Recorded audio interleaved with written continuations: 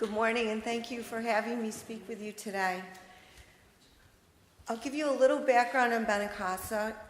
We opened in October of 1996, but prior to that, our founders were Gary and Beverly Clark, and they had been doing a lot of volunteer work at a couple of the other comfort care homes, or the two-bed homes like Benincasa, in the Rochester area, and realized that we needed a home like that on this side of the county.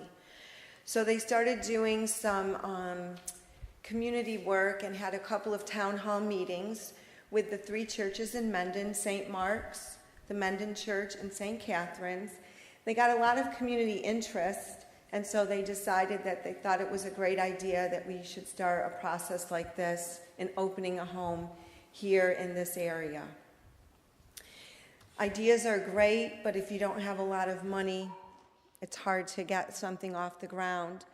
Unfortunately, Beverly's husband, Gary, died in October of 1995, and she put all of his memorial contributions toward Benincasa, which allowed them to get enough money for a down payment on the house, as Diane mentioned, that was right next to where your church used to be located on Rush Mendon Road.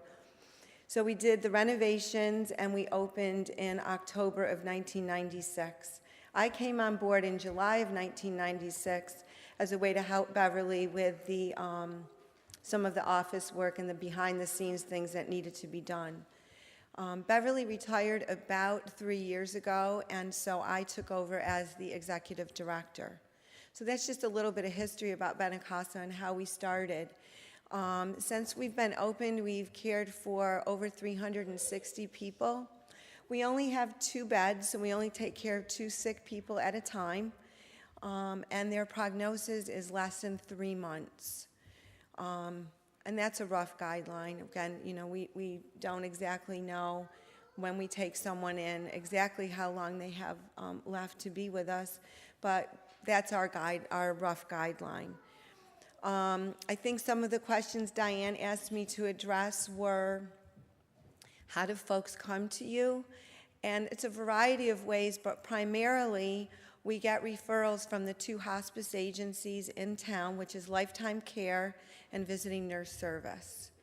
And so we take a look at those referrals when we have a bed open, and we kind of make an assessment based on the folks that we have on paper in front of us who might be in the most need for us, who doesn't have other options for someone caring for them either at home or the financial support that they would need to go to a nursing home. Then what we like to do is meet with the family and the prospective resident, present what we do at Benincasa, answer any questions that they might have, and then we're prepared to offer them a bed. The average stay at Benincasa is about 3 weeks, so the folks that we're getting are pretty sick and pretty near the end of their life. So what we provide is basic end-of-life care, comfort measures to keep people comfortable, and support to the family working through this process. Our care is provided mostly by, well, primarily by volunteers that we train ourselves. We have a very small staff. I have two nursing directors who share the job and 2 other nurses on staff, myself and our volunteer coordinator.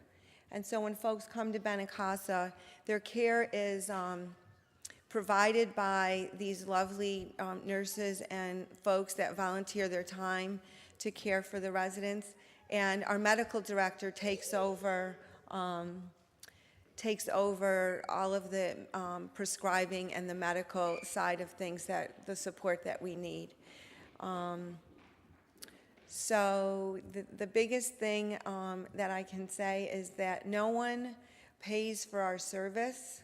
So everybody comes to Benincasa free of charge. And so we do a lot of fundraising and rely a lot on donations in order to stay open. We have all the expenses that everybody else has at their home. We pay for every service that we have done at our house, with the exception of our garbage pickup. but every other service that we need to have done is paid for, RG&E, phone, TV. So we really do a lot of fundraising and rely on donations. So I will be available after. I want to make sure you said that. Yes, yep, I'll be available at your coffee. Right underneath the TV. Yep, right under the monitor. Anybody who has any questions. In addition to caring for the 2 people that we have at Benincasa, we'd like to let folks know that we are a community resource, so that if you're working through this process with a loved one, call us at any point in time. We're more than happy to talk with you. It's a pretty daunting process if you have never gone through this end-of-life care before, and we're available. And we should feel very fortunate that in this area of the country, we have a lot of options for end-of-life care that it's really a great resource. So we've been open for 19 years, and we are so blessed and happy that we are here in this community, and we do our best to support this community as much as we can. So thank you. I really appreciate you giving me the time. I do want to say, as my last few statements, this church has been so supportive of us over the years, from your spaghetti dinners to a variety of fundraising, the pie event that's coming up. The proceeds are going to come to Benincasa. And how appropriate to mention that when yesterday was Pi Day, P-I. Being 3, 14, 15, it was really an interesting day. Not that I'm a math person, but my son was, so anyway, again, thank you so much. I really appreciate it. I know I've taken more than a moment, but I think that it's a wonderful resource. I'm thrilled to be working there. And we invite any of you. I mentioned to Owen when I met him in the lobby, you're welcome to come and visit. We'd be happy to show you the house and give you a tour, and again, answer any questions. So thank you.